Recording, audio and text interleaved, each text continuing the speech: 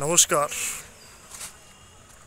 এই মুহূর্তে আমরা পলাশপ্রিয়ার প্রাঙ্গণে এই চাষিপাড়া স্পোর্টস ক্লাব, যেখানে আমরা বহুবার সকালবেলা শীতকালে এসেছি, কিন্তু আজকে নেতাজি নগর থেকে খুব শর্টকাটে আমরা এলাম। আমিও চিনতে পারিনি, এত উন্নতি হয়ে গেছে উন্নয়নের।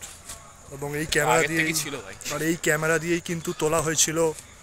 আমরা যখন ঠিক 1 বছর আগে 19শে মার্চ যখন বকখালি গিয়েছিলাম রাত্রির সেই 12:30টার সময়, এই ক্যামেরা দিয়ে তোলা হয়েছিল। এবং যে দুটো ফেস ছিল সেই দুটো ফেসও এরকমই ছিল, আর চেহারার কোনো পরিবর্তন উভয়েরই হয়নি, বরং দিন বা দিন আরও উন্নতি ঘটেছে দুজনের।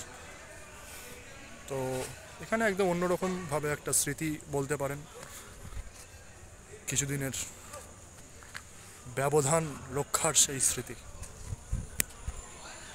আর বলে রাখি, আজকের দিনে আমি এই বছর চালতা পেয়েছি এই আলতার তলা থেকে।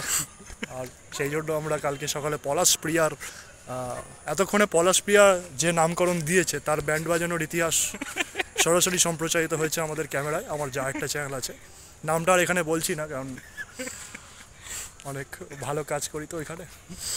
যে চাঁদটা উঠেছে একটু চাঁদটাকেও দেখিয়ে রাখি।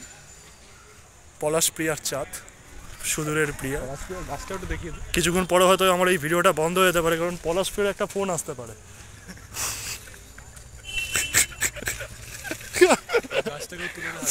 হ্যাঁ, গাছটা কত সুন্দর লাগছে, একটু দেখাই। রাত্রিরে আমার বাজে ক্যামেরা, আমার পাশে যে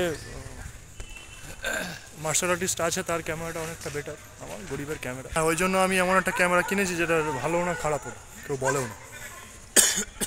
তো এই হচ্ছে ব্যাপার। চলুন, এক জায়গায় বেশিক্ষণ স্থায়িত্ব লাভ করা উচিত না, এটা মানুষের জীবনের অবনমনের প্রতীক। এই ভিডিওটা দেববার্তার পর্দায় সারা জীবনের জন্য রয়ে যাবে, এবং আজকের এই বিশেষ মুহূর্তটাও তোলা থাকবে। হয়তো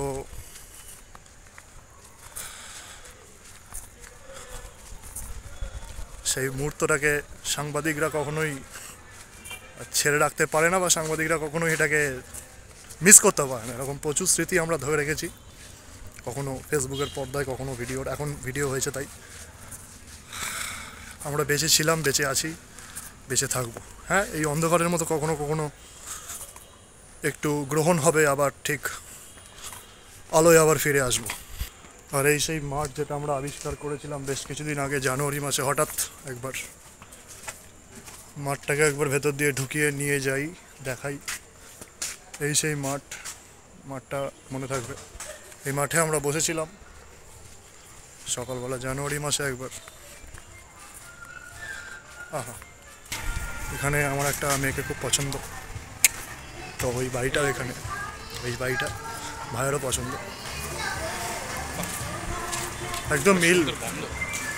হ্যাঁ, এই বাড়ি থেকেই বেরোচ্ছে আমাদের জন্য। এটা হচ্ছে সেই জায়গা যেখানে আমরা অনেকদিন আগে এসেছিলাম, হঠাৎ আবিষ্কার করে ফেলেছিলাম। বাণী ভবন মেয়েদের যে স্কুল, ওইখানেই 98 ওয়ার্ড। দেখিয়ে রাখি, এই জায়গাটা খুঁজে পাওয়ার পেছনেও একটা ইতিহাস আছে। হ্যাঁ, তখন আমরা ছিলাম না।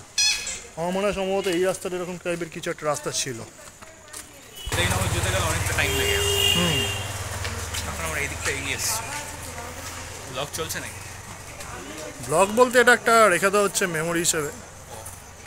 আবার যেদিন দেখা হবে, আবার সেই রাত্রিরে যখন দেখা হবে, আবার সেই রাত্রে আবার একটা সেম ব্লগ হবে। এখানে বোঝা যাবে যে কী উন্নতি হয়েছে না হয়েছে। কিন্তু এটা বলে রাখছি, আজকে যে হাসিটা দেখছেন সেই হাসি বরাবরের মতো একই থাকবে, কারণ এই হাসির কোনো সমাপ্তি নেই। এই হাসি কখনো বিলীন হয় না, এই হাসি বিলীন হতে পারে না। যুগে যুগে একবার দুবার এই হাসি আসে, এবং যখন আসে সারা জীবনের জন্য ফাঁসে। আমাদের জীবনে ওরকম সৌভাগ্য নেই, তবে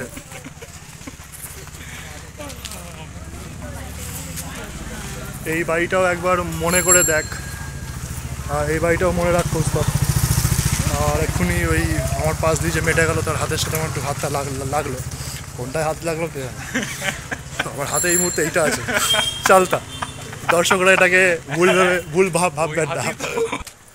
এটা সেই 98, ভালোবাসার 98, যেখানে আমরা হঠাৎ করে একদিন খুঁজে পেয়েছিলাম একটা অন্যরকম পার্ক।